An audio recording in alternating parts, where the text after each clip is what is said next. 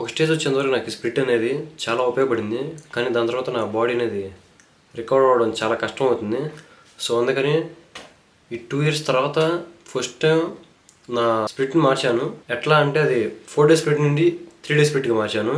నా ప్రీవియస్ వీడియోస్లో నేను 4 days మాత్రం జిమ్కి వెళ్ళేవాడిని స్ట్రెంత్ ట్రైనింగ్ కోసం. అది కూడా ఈ స్ప్లిట్ వాడుకుంటేనే నేను ఈ బాడీ వరకు గ్రో చేయగలిగాను. స్టార్టింగ్లో 6 days స్ప్లిట్ చేసేవాడిని. అంటే సింగిల్ మజిల్కి 6 sets లేదా 8 sets, 6 exercises లేదా 8 exercises సింగిల్ మజిల్కి.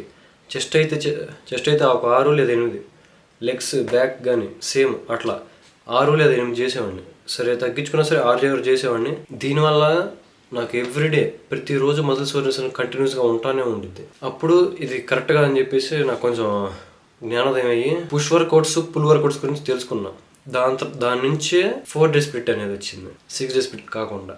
ఏంది బ్రో 6 days స్ప్లిట్ నుండి 4 days స్ప్లిట్కి, 4 days స్ప్లిట్ నుండి మళ్ళీ 3 days స్ప్లిట్కి ఏంది బ్రో ఏం చెప్తున్నావు బ్రో అంటే, నువ్వు జిమ్కి వెళ్ళలేకపోతున్నావా లేకపోతే ఏంది బ్రో ప్రాబ్లం అంటే, నేను 6 days కాదు 7 days కూడా వెళ్ళగలను. నాకు టైం కుదరపోయినా సరే కుదుర్చుకొని వెళ్ళగలను. విషయం ఏంటంటే బాడీ రికవర్ అవ్వదు దానికి తగ్గట్టు. ఈ విషయం ఎట్లా తెలిసిద్ది అంటే నీ మజిల్ సోర్నెస్ అనేది చెప్పిద్ది.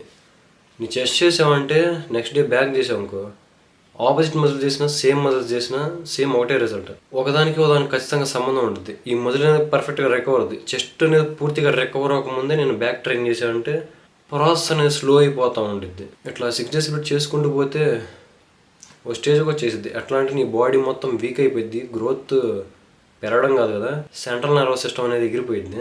ఎట్లా అంటే నీకు జ్వరం వచ్చేసింది భయ, జ్వరం వచ్చేసి ఒక మూల పడిపోతావు, ఇంకంతే, అంతమించి ఏంటి. ఏంది భయ నువ్వు పడిపోయావు అంటే నేను పడ్డాను కాబట్టి చెప్తున్నా. కనీసం ఇట్లా చేసే 2 to 3 times చేశాను, సేమ్ రిజల్ట్. ఎట్లా అంటే నేను రీసెంట్గానే push pull legs workout switch అయ్యాను. 6 days కానీ ఒక 2 months చేశాను కరెక్ట్గా. Same as it is intense workouts చేస్తే సేమ్ యాజ్ ఇట్ ఈస్ చేశాను. అవి ఎట్లా అంటే మండే రోజు పుష్ పుల్ లెగ్స్ అనేది 2 times చేసామండి వీక్కి. రెస్ట్ డేస్, బాడీకి రెస్ట్ డేస్ ఇస్తే మాత్రమే బాడీ రికవర్ అయ్యగలిద్ది. అది 8 hours స్లీప్ ఉన్నా సరే, హై ప్రోటీన్ ఉన్నా సరే రిజల్ట్ సేమ్. రెస్ట్ డేస్ ఇస్తే మాత్రమే బాడీ రికవర్ అయ్యిద్ది, స్ట్రాంగ్ అయ్యిద్ది. నెక్స్ట్ సెక్షన్ ఎక్సర్సైజ్కి మజిల్ రికవర్ అవ్వడానికి కనీసం 48 to 72 hours పట్టిద్ది. ఈ టైం గ్యాప్ ఇవ్వకుండానే మనం నెక్స్ట్ మజిల్ని ట్రైన్ చేసామంటే కనుక రికవర్ అవ్వడం అనేది చాలా కష్టం అయిపోయింది. డిఫరెంట్ మజిల్స్ చేసినా సరే సేమ్ రిజల్ట్.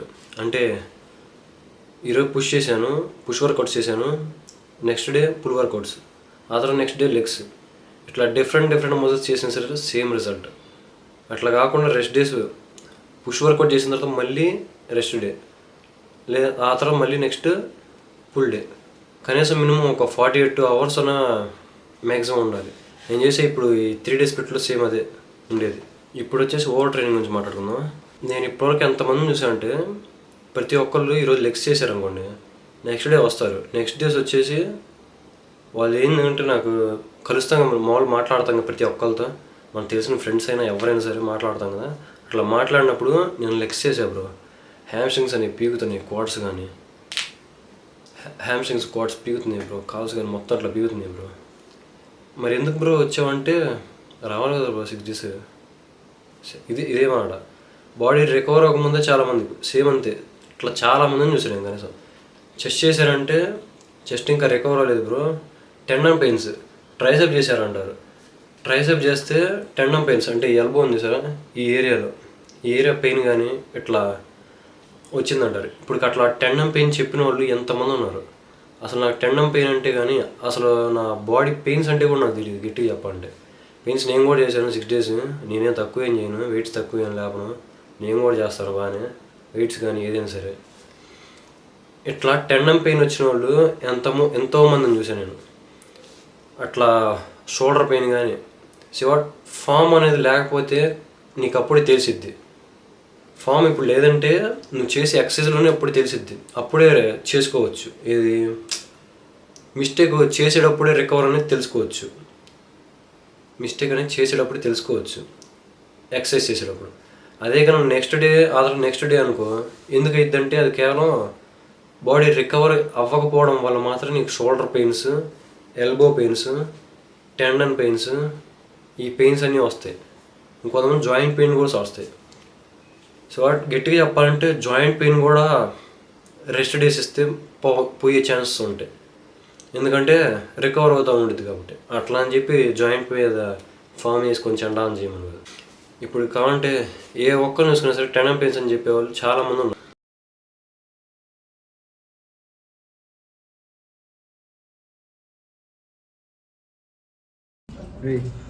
రైట్రా ఏం చేస్తున్నావు రా? నిమ్మకాయ స్టార్ట్ చేసావా?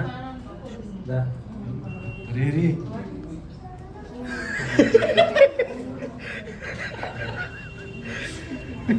కావాలి సరిగా పోలేదురా వీడియో కోసం ఎంతకైనా తగ్గిస్తావు. Okay second try. Okay short. Okay okay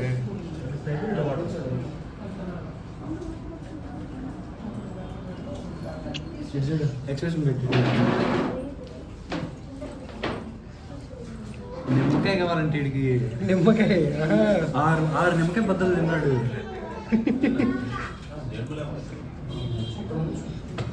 సర్లే ఇంకా